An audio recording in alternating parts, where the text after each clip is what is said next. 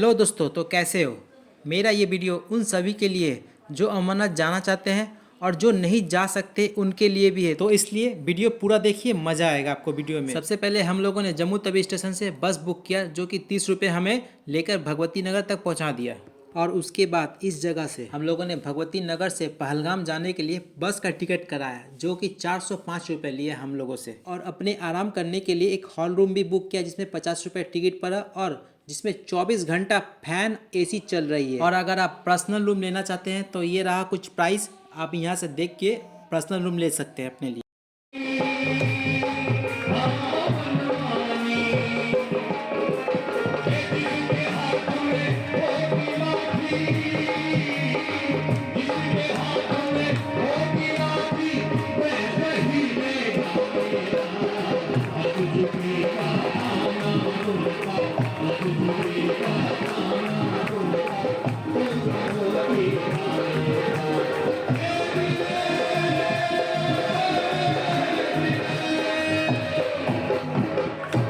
Bhagwati Nagar base camp के बाहर ही भंडारा काफ़ी खूब मात्रा में चल रहा है, तो आप लोग भी अगर इस जगह पे आते हैं तो भंडारे का पूरा लाभ उठा सकते हैं। और अगर आप सहयोग करना चाहते हैं उनके साथ या उनके काम में अपना हाथ बढ़ाना चाहते हैं तो भी आप पूरे सहयोग के साथ कर सकते हैं, कोई आपको रोक टोक नहीं है वहाँ पर। हम लोगों ने भी भंडारा का पूरा लाभ लिया, तो इसलिए अब हम लोग भी आराम करने जा रहे हैं अपने रूम पे। अब सुबह आपसे बात होगी। हेलो दोस्तों, कैसे हो। अभी सुबह के 1 बज चुके हैं और हम लोग जा रहे हैं अपने बस की तरफ, जो P यानी पहलगाम और B यानी बालटाल। तो हमारा P17 है, तो हम लोग अपने बस के लिए जा रहे हैं। और देखिए कितना ही भीड़ है इस जगह पे, और आगे भी काफ़ी भीड़ मिलेगी।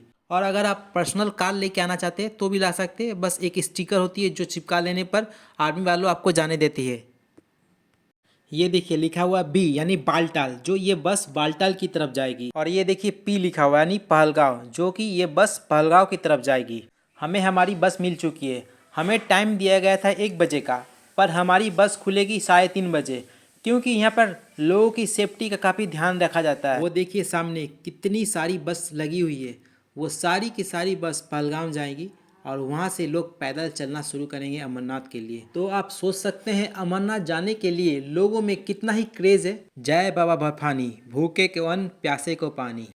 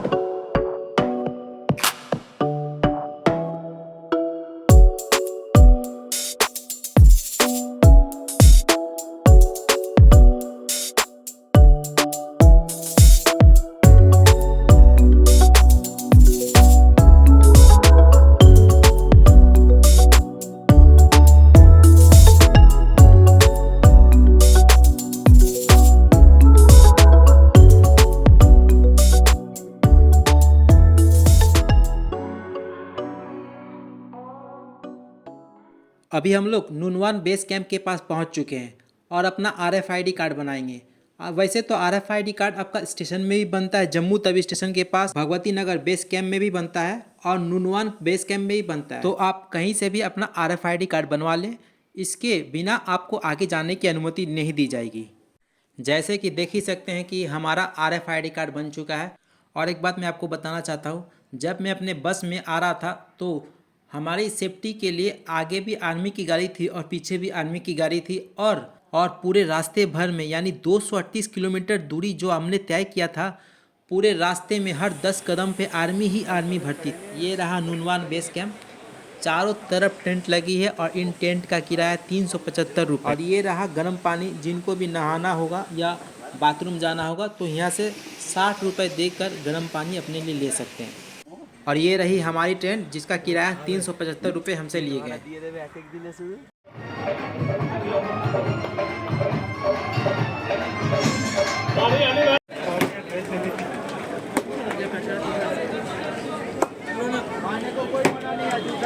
किसी को गर्म कपड़े लेना हो तो नुनवान बेस कैंप में भी मिलते हैं, जूते चप्पल सब कुछ मिल जाएंगे आपको इस जगह पे।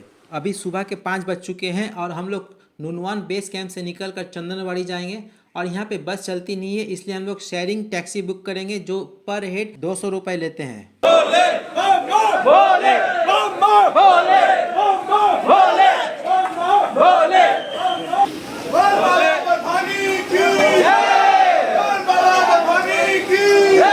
जय जय बाबा बर्फानी, जय भोले, जय शंभू। तो दोस्तों कैसे हो? अभी हम लोग चंदनवाड़ी पहुंच चुके हैं और यहाँ से एक लट्ठा लेंगे जो 20 रुपये की पड़ती है और उसके बाद कुछ दूर तक रास्ता सही मिलेगी और उसके बाद खड़ी चढ़ाई एकदम 3 किलोमीटर ऊंची। इस जगह पर थोड़ी सी चेकिंग की जाती है, उसके बाद आगे जाने दी जाती है।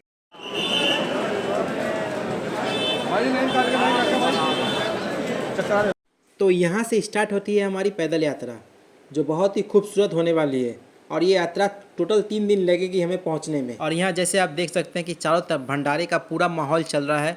और एक बात कहना चाहता हूँ दोस्तों कि आप लोग जब भी जर्नी स्टार्ट करते हैं तो अपने साथ मेडिसिन लेके चलें, क्योंकि रास्ते में कभी भी ज़रूरत पड़ सकती है। वैसे तो मेडिकल कैंप्स आपको रास्ते में हर 3-4 किलोमीटर में मिलते रहेगी, फिर भी अपने साथ मेडिकेट लेके चले ताकि आपको कोई भी दिक्कत हो तो तुरंत उसका इलाज कर सकें। और एक बात दोस्तों, जब भी आप जर्नी स्टार्ट करते हैं उससे पहले आपके पास अच्छे जूते होना ज़रूरी है, वरना उसके सिवा आप जर्नी पूरा कंप्लीट नहीं कर सकते, क्योंकि रास्ते बहुत ही ख़राब मिलेंगे। बड़े बड़े पत्थर चारों तरफ गिरे पड़े रहते हैं और जिससे आपको चलने में काफ़ी दिक्कत होती है। इससे आपकी सोल नष्ट होने की संभावना ज़्यादा होती है। अगर आपके पास जूते सही होंगे तो आप ईजिली ऊपर चढ़ सकते हैं और आपको कोई नुकसान भी नहीं होगा। अगर जूते ही ख़राब हो जाते हैं तो जिसकी वजह से आपको ऊपर जाने में काफ़ी तकलीफ होगी, और इसलिए आपको अच्छे जूते लेना ही चाहिए। ज़रूरी नहीं कि वो महंगा ही जूता हो, आप चाहे तो गोल्ड स्टार का भी जूता ले सकते हैं जो 300-350 में पड़ती है, तो वो जूता लेके भी आप ऊपर चढ़ सकते हैं। वो काफ़ी अच्छी है और काफ़ी ग्रिप भी होती है उसमें, इसलिए आप वो सब भी जूता यूज़ कर सकते हैं। और साथ में गर्म कपड़े भी अपने साथ लेके चलें, क्योंकि ऊपर में काफ़ी ठंड पड़ती है। और एक बात दोस्तों, आपको रेनकोट भी लेके जाना पड़ेगा, क्योंकि ऊपर में कब बारिश हो जाती है कभी पता नहीं चलता है, इसलिए रेनकोट तो रहना बहुत ज़रूरी है। बिना रेनकोट के आप पूरे रास्ते भीग जाओगे, जिससे आपके तबीयत खराब भी हो सकती है और फीवर भी आ सकती है। देखो हंस तो स्माइल तो कर दो, अब उसको बोलो स्माइल करने, वो करती है ये तब कैसे चलेगा। ये देखिए दोस्तों, अभी हम लोग चंदनवाड़ी से पिशु टॉप जाएंगे जो कि 3 किलोमीटर है और इस चढ़ाई में काफ़ी दिक्कत आने वाली है, क्योंकि ये जो चढ़ाई है आपको काफ़ी खड़ी चढ़ाई मिलेगी जिसमें आपको सांस भी फूल सकती है। इस तरह की चढ़ाई मिलेगी आपको।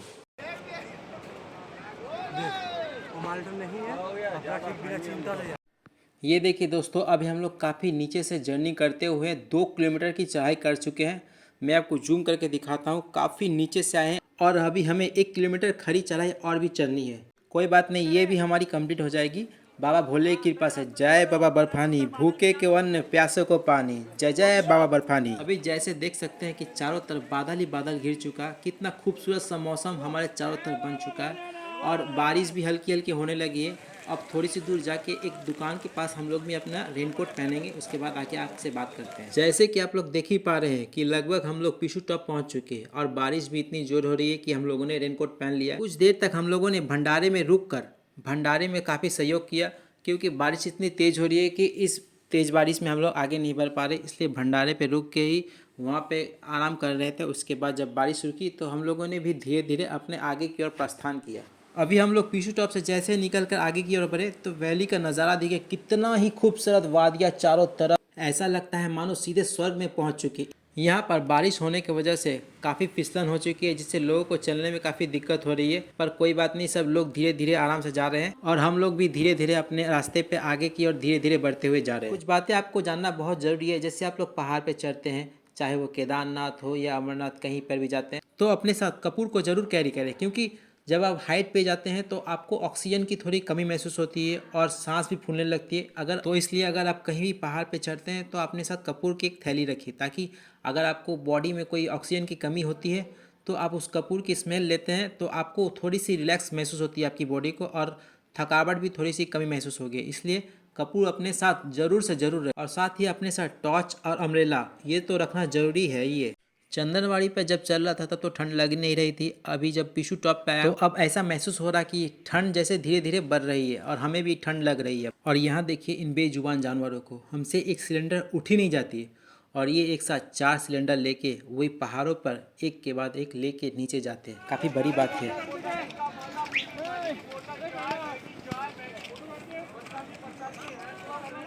यहाँ पे देखिए जोजीबाल में एक मेडिकल कैंप काफ़ी देर बाद हमें देखने को मिला। इस तरह से आपको और भी मेडिकल कैंप मिलेगा हर 3-4 किलोमीटर की दूरी पर, तो आपको घबराने की ज़रूरत नहीं है। आप धीरे धीरे अपने आगे की ओर चढ़ते रहें।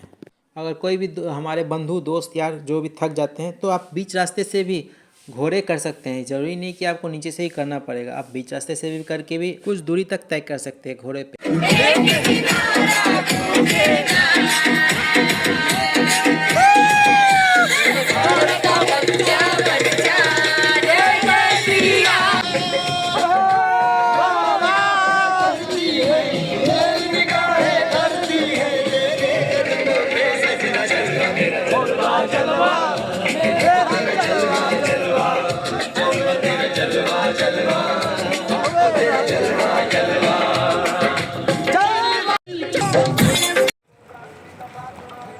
हम लोगों ने सुबह 7 बजे यात्रा स्टार्ट की थी और अभी 11 बज रहे हैं और हमें 2 बजे के पहले शेषनाग पहुंचना पड़ेगा, नहीं तो हमें आज शेषनाग पे रुकना पड़ेगा। और 2 बजे से पहले अगर पहुंच गए तो हम लोग शेषनाग क्रॉस करके आगे की ओर जाएंगे। और जो अभी देखा आपने इस तरह के पालकी का किराया 6000 शेषनाग तक पहुँचाने के लिए, वो चंदनवाड़ी से। हम लोग भी सुबह से चलते चलते काफ़ी थक चुके हैं, इसलिए इस जगह पर थोड़ी देर के लिए रेस्ट करेंगे और फिर 15 से 20 मिनट के बाद फिर चलना प्रारंभ करेंगे। मैं देश के जवानों के लिए कुछ कहना चाहता हूँ। जैसे कि अमरनाथ यात्रा शुरू होती है उससे 2 महीना पहले से ही हमारे देश के जवानों को इन सब जगहों पर निगरानी करने के लिए भेज दिया जाता है ताकि हमारी सुरक्षा, तो उनके लिए एक सैल्यूट तो बनता ही है। और साथ में उन लोगों का भी धन्यवाद करना चाहता हूँ जो इस सफ़र में हमसे पहले 2 महीना पहले आकर जो लाइट की, रोड की और सीसीटीवी कैमरा की फुल व्यवस्था करते ताकि आपको चलने में कोई भी दिक्कत हो तो तुरंत हमारे देश के जवान आपके सामने पेश हो जाए। अभी जैसे कि आप देख ही पा रहे हैं कि नीचे पूरा कीचड़ भरा हुआ, इसलिए हम पहाड़ के ऊपर की ओर जा रहे हैं ताकि आराम मिले हमें चलने में, नहीं तो कीचड़ में जाते हैं तो पैर स्लिप करती है हमारे चलने में। उम्मीद करता हूँ कि आपको हमारी ये वीडियो पसंद आ रही है। थोड़ी सी भी पसंद आती है तो अपने दोस्तों, भाई बहनों के साथ वीडियो शेयर करें और कमेंट बॉक्स में हर हर महादेव जरूर लिखें और अपने दोस्तों को शेयर सब्सक्राइब जरूर करने। कभी कभी रास्ते में ऐसे होते हैं कि चलते चलते हम लोग हार मान जाते और थक कर वहीं बैठ जाते और फिर घोड़े पिट्ठू पालकी कर लेते, तो ऐसा नहीं करना। भोले शंकर पर भरोसा रखिए और चलते रहिए, वो आपको सही रास्ता और सही समय पे आपको सही मंजिल पहुंचा देंगे। तो इसलिए घबराना नहीं है, भगवान पे भरोसा रखिए। बोलो हर हर महादेव। आपको विश्वास नहीं होगा, हमें बीच रास्ते में ऐसे ऐसे लोग मिले जो सोच भी नहीं सकते कि उस उम्र में भी रह के वो खाली पैर चलते हैं। और बोले 60 की। अरे बाप रे, और आपकी? मेरी 67 साल की 60। तभी आप लोग पैदल चल रहे हैं। अभी काफ़ी ऊपर तक हम लोग आ चुके हैं, लेकिन है कि नहीं? अब वहाँ पे घोड़े वाले सब लेके दादी बेटा कहाँ क्यों? अरे छोड़ो, तू भी ले जाता है? हाँ, पैदल कहाँ तक? शेषनाग, उसके बाद उतना दूर पैदल चल लेता है? उतना दूर पैदल चल लेता है? दम है तेरे में। यहाँ पर हम लोग थोड़ी थोड़ी दूरी पे जा के ही हम लोग थक जाते, पर ये छोटा बच्चा काफ़ी दूर तक लेके जाता है, वो भी घोड़े पे सवारी लेके। तो सोचने वाली बात है कि ये छोटा बच्चा कर सकता है तो हम लोग क्यों नहीं कर। कितना खूबसूरत सा नज़ारा है शेषनाग का, अद्भुत, अविश्वसनीय। जब आप सामने से देखोगे तभी आपको महसूस होगा। जैसा कि देख रहे काफ़ी सारे टेंट लगे हुए हैं। हमें 2 बजे से पहले पहुंचना चाहिए था शेषनाग, जो कि अभी 3 बज चुका है, जिसके वजह से हमें आगे जाने नहीं दिया जाएगा। पर कोई बात नहीं, आज हम लोग शेषनाग पे ही रुकेंगे। और यहाँ पर रूम का किराया जो है, वो रूम एक्चुअली मिलता नहीं, वो टेंट है, पर चलेगा 500 रुपये एक बेड का किराया। और एक बात दोस्तों, अगर आप मोबाइल चार्ज करेंगे या फिर गर्म पानी की व्यवस्था चाहिए तो उसके लिए भी आपको अलग से पैसे पे करने पड़ेंगे। ये देखिए, इस जगह पर टेंट के लिए पर्ची कटाई जाती है। ये देखिए हमारा रूम जो हमें 500 रुपये में पड़ा था।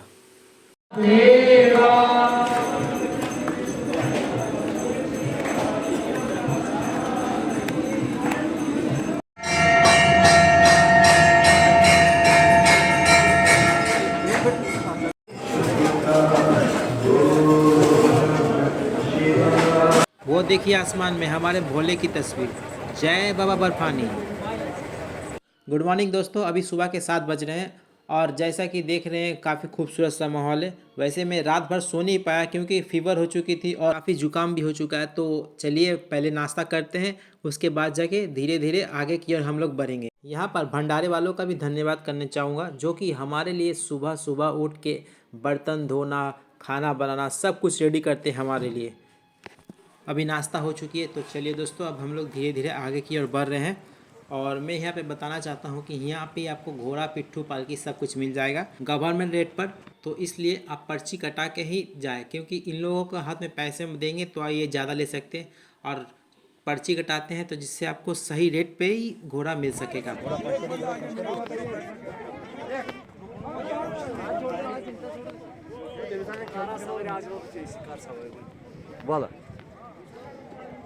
यहाँ से जैसे आप आगे जाएंगे तो कुछ दूरी तक रास्ता बहुत अच्छा मिलेगा, एकदम सीधा रास्ता है, कोई दिक्कत नहीं होगी। उसके बाद बाबाल टॉप आता है, जहाँ पर काफ़ी खड़ी चढ़ाई है। मैं आपको आगे दिखाऊंगा वो रास्ता, बहुत दिक्कत आने वाली है वो रोड पे। जैसे कि आप इस जगह देख सकते हैं ऑक्सीजन बूथ लगी हुई है, क्योंकि बहुतों को इतना दूर आते आते ही ऑक्सीजन की कमी महसूस होने लगती है, और यहाँ पर ना ही पेड़ है, पौधा कुछ नहीं है, इसलिए आपको ऑक्सीजन की ज़रूरत पड़ी सकती है सब जगह पे। तो इसलिए जगह जगह पर सरकार के द्वारा ऑक्सीजन बूथ लगाई गई है, ताकि किन्हीं को भी ज़रूरत पड़े तो इनका यूज़ कर सके। शेषनाग से जैसे आप आगे बढ़ते कुछ दूरी चलने के बाद आपको बवाल टॉप यानी, और उसके बाद एमजी टॉप, ये दोनों मिला के टोटल 4 किलोमीटर होती है। लेकिन ये काफ़ी खड़ी चढ़ाई होती है, जहाँ पर हर 10 कदम पे आपके सांस फूलने लगते हैं, इतनी खड़ी चढ़ाई है। इसलिए कहता हूँ अपने साथ कपूर लेके जाया करें, ताकि कहीं भी ऊंचाई पर हो तो इस तरह की नौबत आए तो आपके पास अगर कपूर रहती है तो आपको थोड़ी रिलैक्स, आपकी बॉडी को रिलैक्स मिल सके। इतने दूर आने के बाद आपको पैरों का मसाज भी काफ़ी फ्री मिलता है यहाँ पे। तो आप आराम से अगर थक चुके हैं तो अपने पैरों का मसाज इन सब जगहों पे कर सकते हैं। देखिए लोग कैसे फ्री में अपने पैरों का मसाज करवा रहे हैं, कोई एक्स्ट्रा चार्जेस नहीं है इनके लिए, टोटल फ्री है। बवाल टॉप के बाद आता है एमजी टॉप, जो कि बवाल टॉप से भी काफ़ी ऊंची होती है। इसकी हाइट 14,800 है। अगर ये क्रॉस कर लेते हैं तो इसके बाद आपको कोई दिक्कत आने वाली नहीं है फ़िलहाल, क्योंकि ये इसके बाद पूरी रोड सीधे मिलेगी, जिससे आपको चलने में काफ़ी आराम मिल सके। हम लोगों ने भी एमजी टॉप क्रॉस कर लिया, जो कि काफ़ी कठिनाई भरा था। हर 10 सेकेंड में हम लोग थक जा रहे थे, इतनी खड़ी चढ़ाई थी। इसके बाद अब जैसे ही हम लोग ऊपर पहुँचे उसके बाद 10 मिनट तो रेस्ट लिया, उसके बाद धीरे धीरे हम लोग आगे की ओर बढ़े। अब हम लोग गणेश टॉप से पोस्टपत्री की तरफ जाएंगे, यानी हम लोग 14,800 फीट की ऊंचाई से 13,500 फीट की ऊंचाई में आएंगे, यानी डाउन में जाएंगे। अगर दोस्तों वीडियो अच्छी लगती है तो चैनल को लाइक, शेयर, सब्सक्राइब कर दे, और कमेंट बॉक्स में लिख दिए हर हर महादेव। भूखे को अन्न, प्यासे को पानी, जय जय बाबा बर्फानी।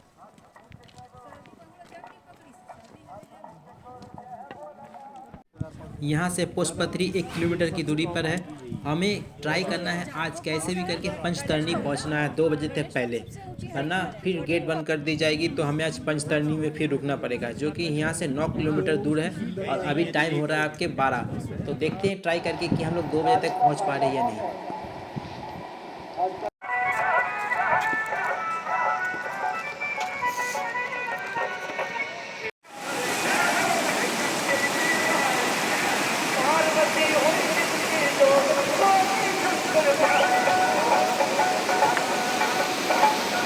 यहाँ देखिए दोस्तों क्या खूबसूरत सा नज़ारा है।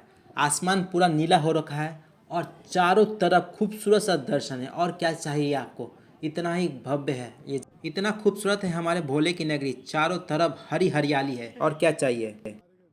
यहाँ देखिए दोस्तों बर्फ़ की ग्लेशियर कैसे जम चुकी है, पूरे पानी को घेर ली है। इतना ही खूबसूरत सा नज़ारा है, और समझ सकते हैं यानी रात को कितनी ठंड पड़ सकती है इन सब जगहों पर। देखिए दोस्तों ये रास्ता की हालत कितनी ख़राब है, अगर आप एक बार भी आप गिरते हैं तो कुछ भी हो सकता है, इतनी बुरी हालत है। और जैसे कि अभी पंचतरणी यहाँ से 4 किलोमीटर है, तो अभी तो 1:30 बज चुकी है, तो मुझे नहीं लगता कि हम लोग 2 बजे तक पहुँच पाएंगे।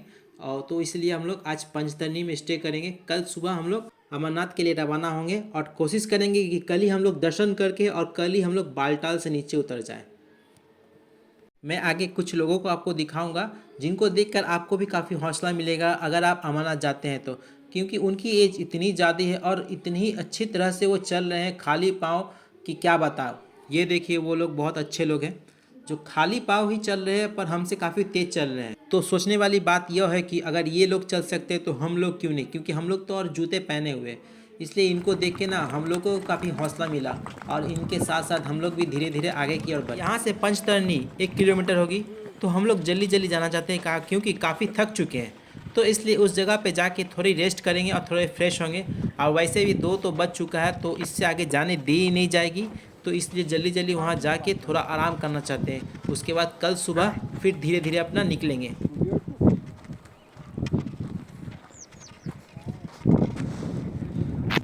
यहाँ पे पर्ची की कोई सिस्टम नहीं है रूम के लिए। आप जाओगे तो आपको लोग खुद बुला के आपको रूम दिखाएंगे, आपको अब पसंद आएगी तो आप ले सकते हैं। और हाँ, यहाँ पर भी बिजली और पानी के लिए अलग से आपको चार्ज देना पड़ेगा। और हाँ, यहाँ पर एटीएम की फैसिलिटी भी है जो सुबह 9 बजे के बाद खुलती है। और इसी जगह पर आपको हेलीकॉप्टर के लिए बुकिंग करा सकते हैं अगर ऑफलाइन कराना चाहते हैं तो। नहीं तो आप ऑनलाइन कराना चाहते हैं तो आपको मैं लिंक दे दूँगा नीचे वेबसाइट का, तो आप वहाँ से ऑनलाइन बुकिंग करवा सकते हैं। अभी जैसे कि सुबह 7 बज चुके हैं और हम लोग पंचतरणी से निकल चुके हैं और हम लोग संगम टॉप में जाने वाले हैं, जो कि फिर हमें खड़ी चढ़ाई का सामना करना पड़ेगा, जो कि काफ़ी ऊंची चढ़ाई है। ये देख लीजिए, काफ़ी ऊपर तक जाना पड़ेगा। जहाँ तक आप देख पा रहे हैं उतनी ऊंचाई तक हमें चढ़नी पड़ेगी। वो देखिए संगम टॉप। इसे अगर क्रॉस कर लेते हैं तो इसके बाद आपको कोई दिक्कत आने वाली नहीं है। इसके बाद एक भी खड़ी चढ़ाई आपको नहीं मिलेगी, तो आप इसलिए आराम से नीचे नीचे नीचे जा सकते हैं। बस इसे ही लास्ट क्रॉस करनी पड़ेगी, जो कि काफ़ी खड़ी चढ़ाई है। इस चढ़ाई को पूरा करते करते ही आधे आदमी की सांस फूलने लगती है, इसलिए धीरे धीरे चले ताकि कोई दिक्कत ना हो। और सामने जो देख रहे हैं वो बालटाल वाला रास्ता है, जो कि 14 किलोमीटर पड़ता है। और हमारा जो रास्ता है पहलगाम वाला, वो टोटल 32 किलोमीटर पड़ता है, जिसमें आपको 3 दिन लगते हैं। अब लेकिन बालटाल से अगर आते हैं तो आपका 1 दिन में हो सकता है, लेकिन पूरी ही की पूरी रास्ते खड़ी चढ़ाई है, जो काफ़ी कठिन और आपको दिक्कत देने वाली है। तो उस रास्ते से ना जाकर इस पहलगाम रास्ते से जाना ही बेटर है मुझे लगता है। ये देखिए सामने पूरी की पूरी बर्फ़ की ग्लेशियर जमी हुई है। इतनी ही ठंड पड़ती इन सब जगहों पर। देख रहे जो जिस रास्ते से भी मैं चल रहा हूँ, नीचे पूरा ग्लेशियर है और यहाँ पर पाँव बहुत स्लिप करते हैं, इसलिए काफ़ी धीरे धीरे जाना पड़ता है इन सब रास्तों पर। बस और थोड़ी दूरी पर जाने के बाद हमें बाबा का पवित्र गुफा दिखेगा। दोस्तों अब मुझसे रहा नहीं जा रहा, बस कैसे भी करके मुझे बाबा की गुफा तक कोई पहुंचा दे। दिल में काफ़ी हलचल हो रही है। जय जय बाबा बर्फानी, भूखे को अन्न प्यासे को पानी, जय जय बाबा बर्फानी। दोस्तों आप लोगों के लिए खुशखबरी है, जो लोग भी पैदल यात्रा नहीं करना चाहते, हेलीकॉप्टर से आना चाहते हैं, तो आपके लिए डायरेक्ट अब हेलीकॉप्टर अमरनाथ की गुफा के पास रुकेगी, जो कि पहले पंचतरणी में रुकती थी। अब डायरेक्ट आपको अमरनाथ गुफा के पास रुकेगी और आपको ज़्यादा चलना भी नहीं पड़ेगा। और ये रहा दोस्तों पवित्र जल जो बाबा की गुफा से निकलती है, और इस जल में लोग नहा कर स्नान कर और इस जल को अपने घर के लिए भी ले जाते हैं लोग। इतना पवित्र जल है ये। अब जो आप सीधे अपने पर्वत को देख रहे हैं, उस पर्वत में कहा जाता है कि भगवान शिव ने अपने पाँव को रखे थे उस पर्वत पे। देखिए उनके पाँव का निशान दिखेगा आपको। और कहा जाता है कि ये पर्वत भगवान शिव के नाभ देवता जो थे उनके शेप का बना हुआ ये पर्वत। काफ़ी अद्भुत है ये सब पर्वत, जिनके बारे में लोगों को काफ़ी पता नहीं है। वो देखिए हमारे सामने बाबा की गुफा। जय जय बाबा बर्फानी, भूखे को अन्न प्यासे को पानी। जितना हो सके आप कमेंट बॉक्स में लिख दीजिए हर हर महादेव, जय जय बाबा बर्फानी, भूखे को अन्न प्यासे को पानी। और क्या चाहिए इनसे अच्छा। 1 साल पहले इसी जगह से बादल फटा, जिसके कारण पूरे पानी का सैलाब बाबा की गुफा के ऊपर से आती हुई पूरे क्षेत्र को बर्बाद कर दिया। काफ़ी भयानक दृश्य था और ना जाने कितने लोग मारे गए इस बाढ़ की वजह से। देखिए किस तरह ये सब जगह बर्बाद हो गया था, जिसके बाद अब फिर से इसे बनाया जा रहा है। यहाँ पे दोस्तों क्लॉक रूम की व्यवस्था भी है। अगर ज़्यादा सामान लेके आते हैं तो अपने सामान मोबाइल जो भी हो इन सब जगह पे रख के ही आपको ऊपर जाना पड़ेगा। चलिए अब आपको इस अमरनाथ गुफा के पीछे का रहस्य बताते हैं। सदियों पहले जब नारद जी भगवान भोले से मिलने कैलाश पर्वत गए, परंतु भोलेनाथ वहाँ पर नहीं थे, वहाँ पे सिर्फ माता पार्वती थी। दरअसल नारद जी को जानना था कि आखिर भगवान शिव मुंड का माला ही क्यों पहनते हैं और किसी माला को क्यों नहीं पहनते। माता पार्वती ने भी इसका उत्तर देने से इनकार कर दिया, क्योंकि उन्हें भी इसका जवाब पता नहीं था। और जब भगवान शिव माता पार्वती के पास आए तो माता पार्वती ने भगवान शिव से वही सवाल पूछने लगे कि आखिर आप मुंड का माला क्यों पहनते हैं। तब शंकर जी जवाब देते हैं कि हे पार्वती, तुम जितने बार मनुष्य का जन्म लिए हो, मैं उतने बार मुंड का माला पहनता हूँ। फिर माता पार्वती ने भगवान शिव से पूछा हे स्वामी, मेरा शरीर तो नश्वर है, मैं बार बार मर के जीवित होता हूँ, पर आप अमर कैसे हैं? कृपया इसका उत्तर बताएं। भगवान शिव माता पार्वती को अमर कथा सुनाने के लिए सहमत, लेकिन भगवान शिव ने एक शर्त रखी कि अमर कथा उस जगह सुनाई जाएगी जहाँ पर एकांत हो और उस अमर कथा को कोई और ना सुन पाए। इसी पर काफी खोजने के बाद भगवान शिव ने अमरनाथ की गुफा पे माता पार्वती को अमर कथा सुनाने का निश्चित किया। सबसे पहले भगवान शिव माता पार्वती और नंदी जी के साथ पहलगाम पहुंचे, जहां नंदी जी को पहलगाम पे छोड़ दिया गया। आगे बढ़ने के बाद चंदनवाड़ी में भगवान शिव ने चंद्रमा को मुक्त किया।